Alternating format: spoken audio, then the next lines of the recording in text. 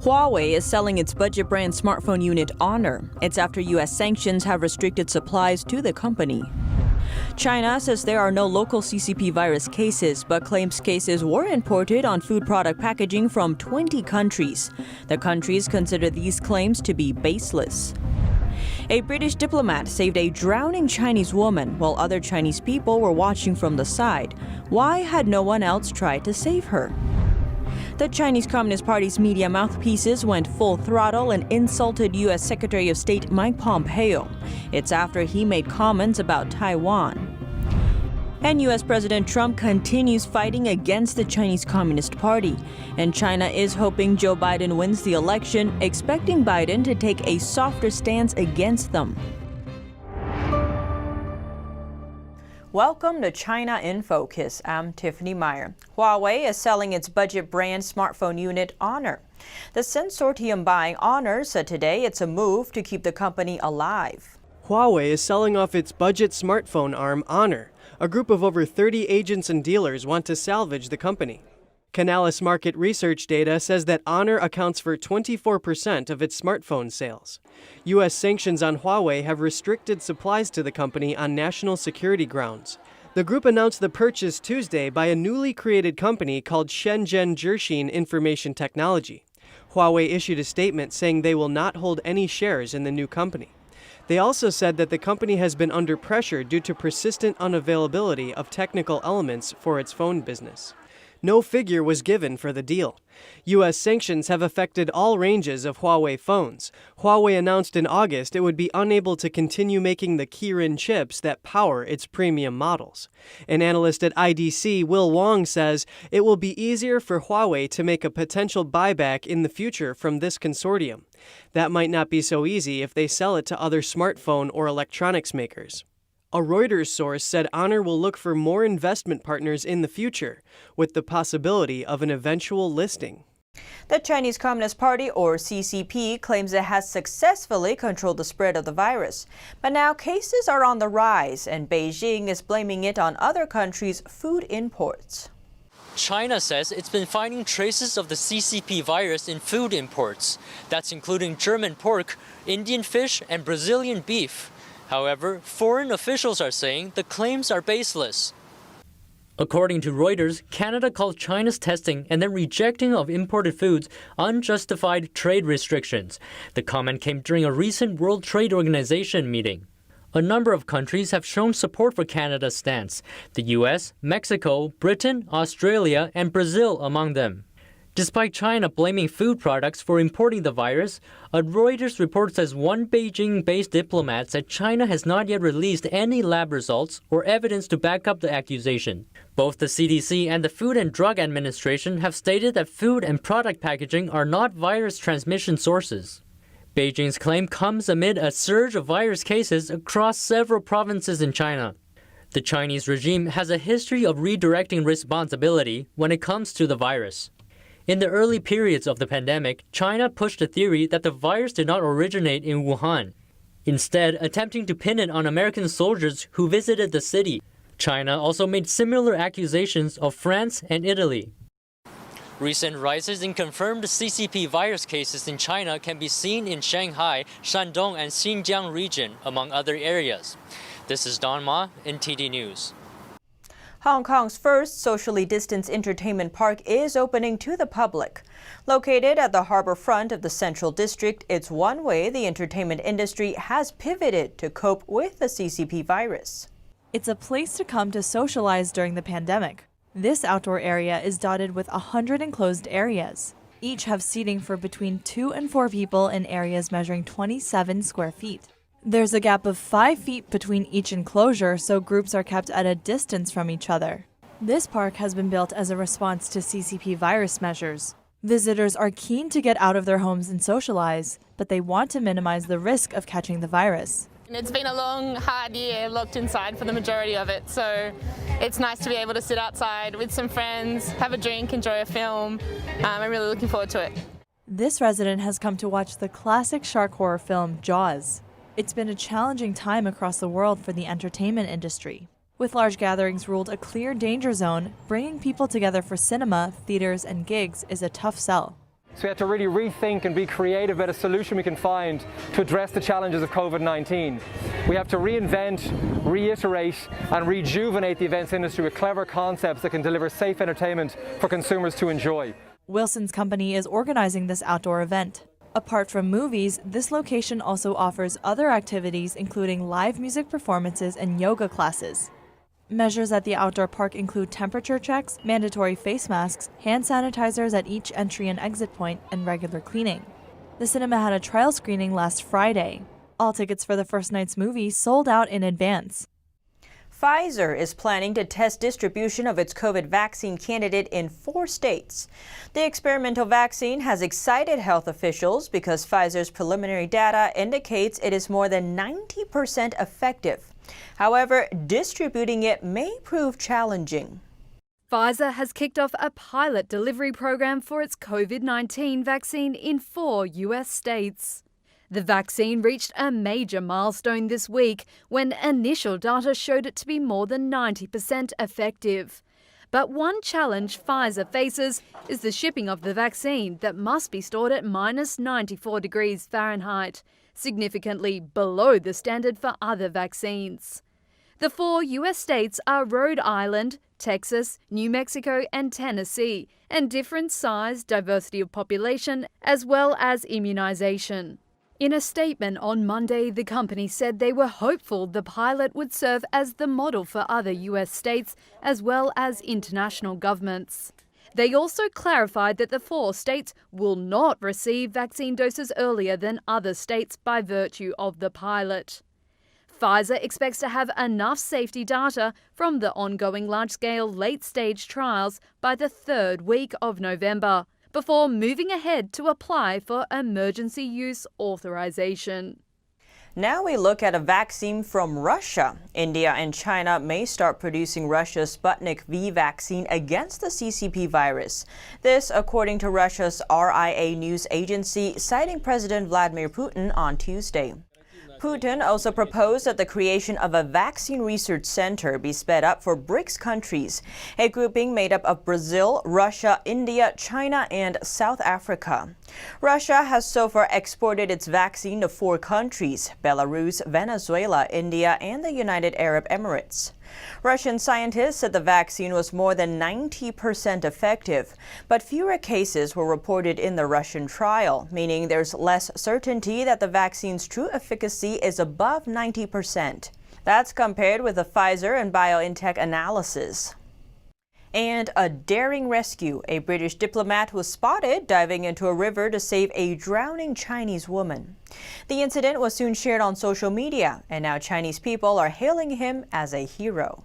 61-year-old Stephen Ellison is the Consul General of the UK to Chongqing, a sprawling municipality in southwestern China. But lately, Chinese citizens are calling him by another title, hero. A video circulating on social media captured a woman who appeared to slip on rocks moments before falling into deep water in a river. The footage shows her struggling in the current before disappearing under a footbridge. Moments later, she emerged face down, seemingly unconscious. At the time Ellison was walking by the river, he heard the commotion from bystanders and came to rescue, taking off his shoes and jumping into the water. With the help of a life belt, he dragged her to safety. Online, many netizens found it disappointing that Ellison was the only one to step in, despite the crowd of Chinese onlookers. According to one doctor from Beijing named Zhao Zhongyuan, the Chinese Communist Party's communist ideology has changed people's normal standard of behavior. Zhao fled China last year and now lives in Canada. When he lived in Beijing, he provided human rights activists with free medical treatment after they were released from detainment. As a result, he also became a target in the eyes of the regime and was forced to leave the country for his own safety. In any country, to save lives and be courageous to do the right thing is considered normal. But not in China. One reason for it is that everyone is after money, but the main cause is the evil laws of the CCP. The regime made many laws to punish good and promote evil. Thus, people dare not do good deeds. This leads to indifference and selfishness within the entire society. In China, there have been many cases of people who save others becoming victims of their heroic acts. For example, stories have emerged about those who have saved people from traffic accidents. Sometimes the victim will later chase their rescuer for money in order to cover their medical expenses.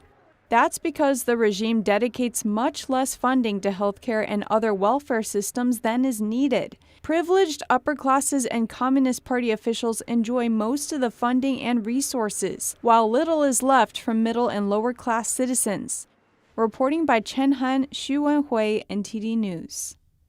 Now we turn to the Chinese Communist Party's media mouthpieces. Over the weekend, Chinese state broadcaster CCTV attacked U.S. Secretary of State Mike Pompeo, using obscenities and unusually harsh language to assault his character. The broadcasting company referred to Pompeo as scum, using profane language.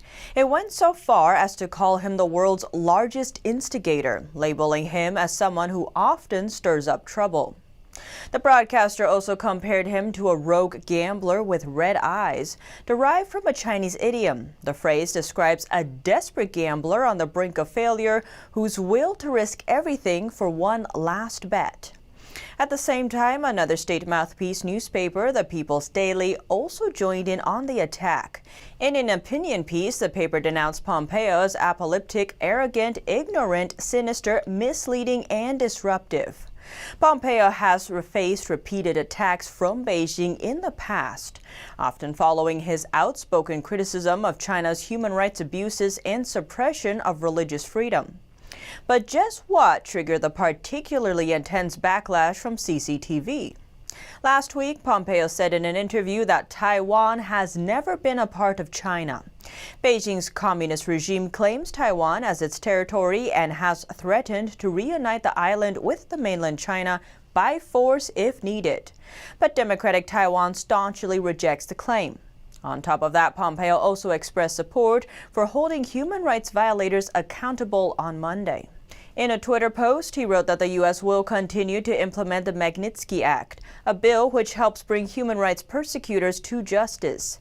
He added that so far, 55 people have been sanctioned under the act. Pompeo also explained the Magnitsky Act's origins, saying Sergei Magnitsky died in a Moscow jail 11 years ago today at the hands of Russian officials for exposing a vast government-connected tax fraud scheme. The U.S. enacted the Magnitsky Rule of Law Accountability Act in his memory to promote accountability for human rights violators. Earlier, Secretary of State Mike Pompeo gave remarks on the ministerial to advance religious freedom. According to Pompeo, it's the largest human rights event in the department's history.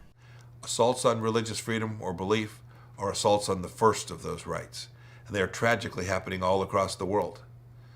The Chinese Communist Party's war on faith targets Christians, Muslims, Buddhists, and Falun Gong devotees alike.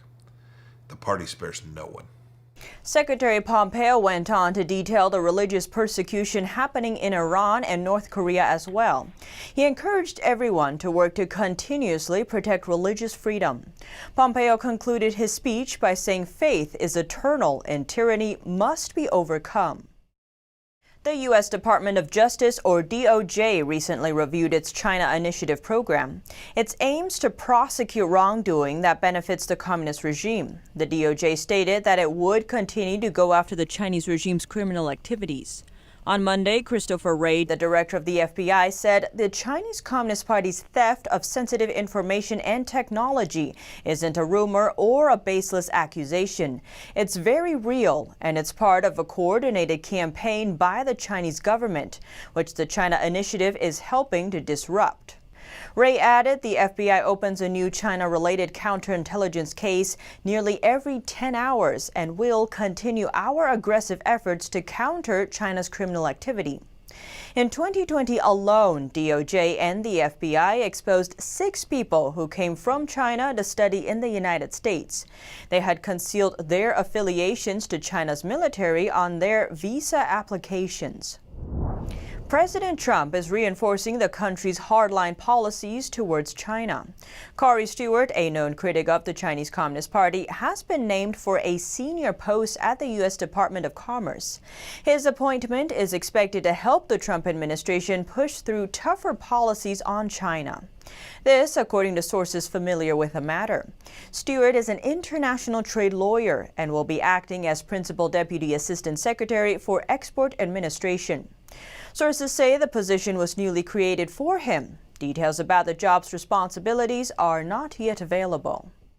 A U.S. senator is going after management consulting firm McKinsey for its alleged ties to the Chinese Communist regime. It's the second letter to the company this year. Senator Marco Rubio is doubling down on his search for answers over McKinsey and Company's involvement with Beijing. In a new letter, Rubio presses the company to respond to questions about its dealings with the communist regime. He also asks how such relationships could impact the U.S. Rubio's November 13th letter follows another sent in the summer. He says the answers he got to the first letter weren't sufficient. Rubio notes some of the answers he got don't add up. He says McKinsey denied having the CCP as a client, but did admit to having worked for state-owned enterprises in China. Rubio also notes McKinsey evaded certain questions, such as whether any of the work was in areas of critical national interest to the U.S., like healthcare, pharmaceuticals, telecommunications, and military or civil defense. He also asked what precautions the company has in place to ensure that work done on behalf of the U.S. does not inform its work for the CCP. Rubio says he's concerned given McKinsey helped Beijing with its Belt and Road Initiative. Rubio says he remains concerned McKinsey is aiding the CCP in its efforts to overthrow the U.S. and questions whether the U.S. should continue using McKinsey given security risks. The vice chairman of a top Chinese securities regulator, the Securities Regulatory Commission, said on Tuesday that he hopes China-U.S. relations would be much better under a Biden administration. The results of the U.S. presidential election are not yet decided yet. Some states are still counting, and lawsuits about election fraud are underway. But Democratic candidate Joe Biden claimed himself as the winner. President Trump's administration has taken an increasingly hardline stance against China. Disputes have arisen over technology theft and trade injustice, to Hong Kong's freedom and China's handling of the outbreak of the CCP virus. Beijing has said it would expect a Biden administration to meet China halfway, indicating it expects a Biden administration to be more lenient. Japan and Australia agreed on a breakthrough defense pact on Tuesday. It allows troops to visit each other's countries for training and joint operations. A legal framework strengthens defense ties between the two U.S. allies. Australian Prime Minister Scott Morrison says this pact is a significant evolution. Tokyo and Canberra are seeking closer ties due to concerns about Chinese activity in the region. It includes militarization in the South China Sea and maneuvers around disputed islands in the East China Sea, among others. The countries have been negotiating the defense deal for 6 years. Now we turn to Germany. German carmaker Daimler said on Tuesday it will cooperate with China's auto group Geely. That's to build a next-generation combustion engine for use in hybrid vehicles. It's an effort to share development costs between the Chinese and the German groups. This would save the German carmaker a triple-digit million sum, implying an amount above $100 million. This, according to German newspaper Handelsblatt, citing Daimler sources. Following our recent report on President Trump's order to end U.S. citizens' investments in Chinese military companies, some of our viewers were unclear on how exactly Americans have been funding the Chinese military. Let's take a look. Beijing aims to turn its military, known as the People's Liberation Army or PLA, into a so-called world-class military. In order to further its development, the regime has been acquiring intellectual property, key research findings, and technological advances from around the world, sometimes by any means necessary. One of the pieces to the puzzle comes in the forms of China's national strategy of military-civil fusion. The strategy refers to how Beijing has hidden its military modernization within the country's privately owned civilian companies. At the same time, the regime is systematically reorganizing Chinese science and technological companies. That's to ensure they benefit both China's economy and military growth. Some of those private companies also sell financial products like securities to U.S. investors on public exchanges or indexes. The revenue helps fund the companies. So when Americans buy financial products from these index providers, they're actually financing Chinese companies tied to the country's military. One example comes from China Electronics Technology Group Corporation, or CETC. It's on the list of entities that aid China's military modernization. It's one of the country's top 10 military-industrial groups and is directly managed by the regime. CETC has nearly 60 second-tier companies and close to 200 third-tier companies across China. Among them, 7 are listed on the U.S. stock market, including Hikvision, which is also on the list of entities aiding the Chinese military. And that's all for today's China in Focus. Thanks for watching and see you tomorrow.